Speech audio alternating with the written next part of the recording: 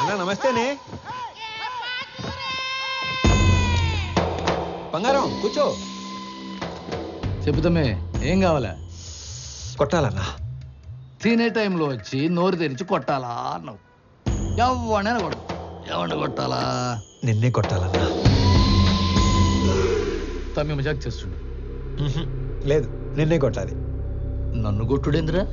ఆడు మా లేడీస్ తో ఎక్స్ట్రా చేసాడు. గాడి మీ లేడీస్ తో ఎక్స్ట్రా చేస్తుంటే గాడిని కొట్టాలి కానీ నన్ను కొట్టుడేంద్రా సంబంధం లేకుండా? చేతనైతే గాడిని కొట్టు. ఆడిని కొడితే బేగంపేట భాష వస్తాడంటనా? నీకు దమ్ముంటే ఇళ్ళ బేగంపేట భాష గాని కొట్టుపోయి. ఆ భాషా గాని కొడితే షేక్పేట షరీఫ్ వస్తాడంటనా? అరే నువ్వు మగాని అయితే షేక్పేట షరీఫ్ని కొట్టవా. ఆడిని కొడితే మలక్పేట మల్లేష్ వస్తాడంటనా? నువ్వు హీరో అయితే వీళ్ళ మలక్పేట మల్లేష్ గాని కొట్టు. ఆడిని కొడదామని వచ్చానన్నా. రే అందరూ నన్ను తేడాగాడంటారు. నువ్వేందిరా తేడా రాజ్యానికి యువరాజులో తయారయ్యావు?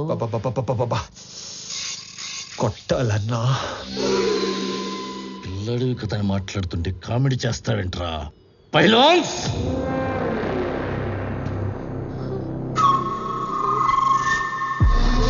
వీళ్ళు నా పోతులు. దమ్ముంటే ఏళ్లను కొట్టు. అమ్మో నేను కొట్టనన్నా. ఏ భయమా? వాళ్ళు కొట్టాక కూడా నిన్నే కొట్టాలి. నేను నిన్నే కొడతాను మళ్ళు. రేయ్ నేను తినేలోపు మీరందరూ కలిసి తినేయండి.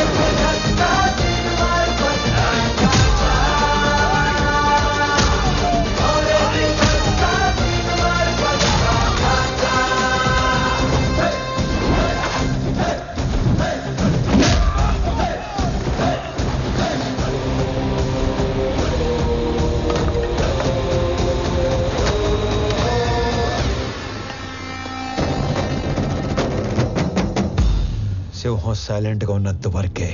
వన్స్ అది వైలెన్స్ లోకి దిగాక ఏంటి సగం చెప్పి ఆలోచిస్తున్నావు? పూర్తి చేయి.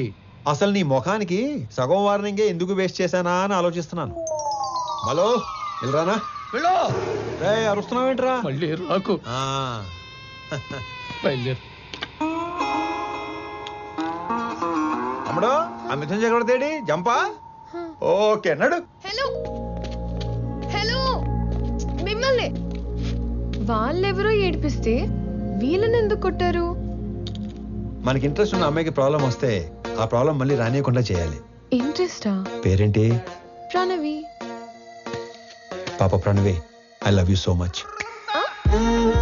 పేరు అడిగి లవ్ చేస్తున్నా అని చెప్తారా ఎవరైనా? పెళ్లి చూపుల్లో అయితే అప్పుడే పేరు అడిగి వెంటనే పెళ్లి చేసుకుంటారు. మే ఐ లవ్ యూ చెప్పకూడదా? ఎందుకు కన్సిడర్ చేయాలని నువ్వు ఫీల్ అవుతున్నావు కాబట్టి నా గురించి చెప్తున్నా. నా పేరు స్వామి. ఆ మధ్య ఉద్యోగం ఉండేది, ఈ మధ్య దొబ్బింది. నేను పెద్ద పతివ్రతనని చెప్పను గానీ పర్లేదు, కొంచెం మంచోండి.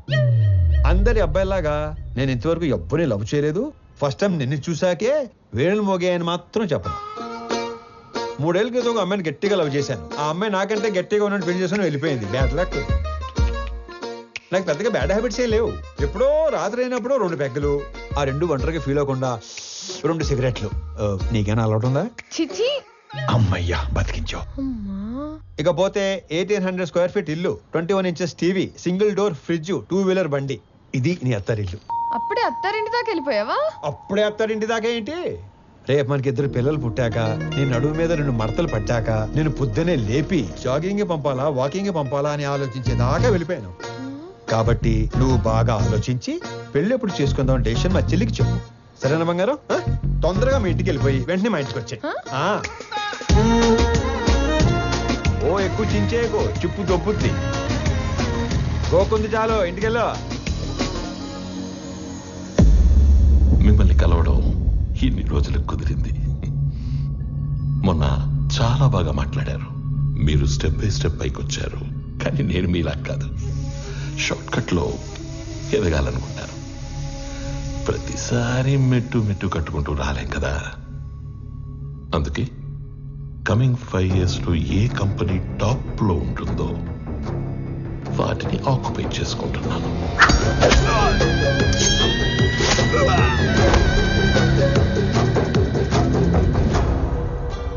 మీ కంపెనీని ఆక్యుపై చేసుకోవాలి అన్న ఆలోచన నాకెప్పుడు రాలేదు. ఎప్పుడైతే 2 నెలల్లో మీరు చనిపోతున్నారన్నారో, ఒకవేళ నాకేదైనా నచ్చితే అవతలి వాళ్ళకి 4 ఆప్షన్స్ ఉంటాయి. 1, అడిగింది ఇస్తే దానం. 2, అడిగింది ఇచ్చి తీసుకుంటే వ్యాపారం. 3, కొట్టి లాక్కుంటే దౌర్జన్యం. 4, చంపి ఆక్రమించుకుంటే రాజకీయం. అదే అడవినీతి. తెలివైన వాళ్ళు మొదటి 2 ఆప్షన్స్ దగ్గరే సెటిల్ చేసుకుంటారు. So let's come back to first option. నాకు ఈ కంపెనీ కావాలి. ఈ కంపెనీ కొనడానికి నేనిచ్చే offer, hey, I don't think this is a bad number. I'm not for sale. అడవిలో సింహానికి ఒకే రూల్ ఉంటుంది. If lion is hungry, it hunts. సింహానికి ఆకలిస్తే అది వేటాడుతుంది. I'm hungry. మిగతా 2 ఆప్షన్స్ ఫేస్ చేయడానికి రెడీగా ఉండండి.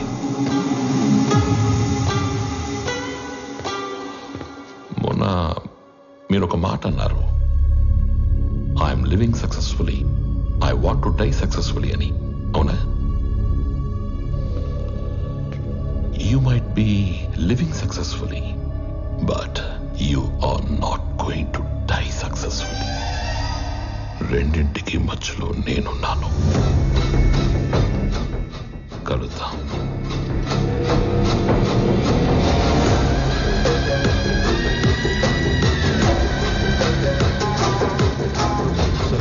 ఈ విషయం ఆనంద్కి తెలియకూడదు. ఈ గొడవల్లోకి వాడు రావడం నాకు ఇష్టం లేదు. ఎక్కడికి రా రెడీ అవుతున్నావు? నాన్న బయటికి తీసుకెళ్తా, రెడీ అయి ఉండమన్నాడు. ఓ, నీకు విషయం చెప్పాలి పదా. ఏంటి? రా చెప్తా. ఏంటి? నిన్న నాకు ఒకటి ప్రపోజ్ చేశాడు. అల్లుడు హ్యాండ్సమా యావరేజా? హ్యాండ్సమే. అల్లుడు సాఫ్టా రెబెలా? రెబలే. అల్లుడు లేత ముదురా? ముదురే. అల్లుడు సెటిల్డా స్ట్రగ్లరా?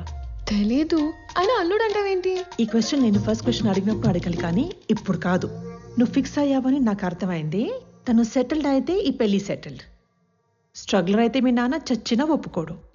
అవసరమైతే చంపేస్తాడు కానీ ఒప్పుకోడు.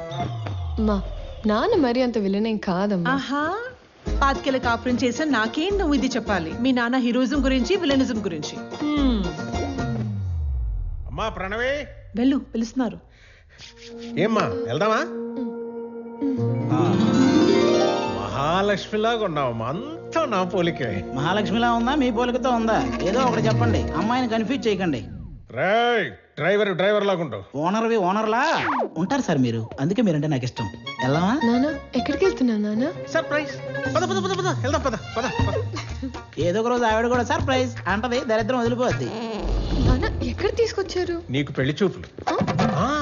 ఒక ఎక్స్ట్రాడినరీ అబ్బాయిని చూసి నీకు ఫైనలైజ్ చేశాను, నీతో మాట్లాడతానంటే తీసుకొచ్చాను. నాన్న నాకు మాట చెప్పకుండా సర్ప్రైజ్లు చెప్తారా? అలాగే మీ అమ్మాయి ఒక తీసుకొచ్చి సర్ప్రైజ్ అంటే మీరు ఊరుకుంటారా? నువ్వు వచ్చాక కలిసి వచ్చిందన్న ఒకే విషయానికి నిన్ను వదిలేస్తున్నాను. ఎక్కడ నేను వదిలేస్తే మీరు సన్యాసుల్లో కలుస్తారన్న ఒకే ఒక్క రీజన్తో నేను భరిస్తాను. నా రిక్వెస్ట్. ఆడికి చెప్పండి, భయపడతాడు.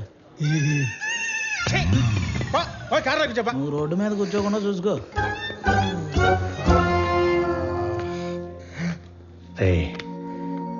నువ్వు ఎలాంటో ఇష్టపడతావు నాకు తెలీదా? నీ మనసు నాకు తెలుసురా. అబ్బాయిని చూసాక అప్పుడు నువ్వు మాట్లాడు.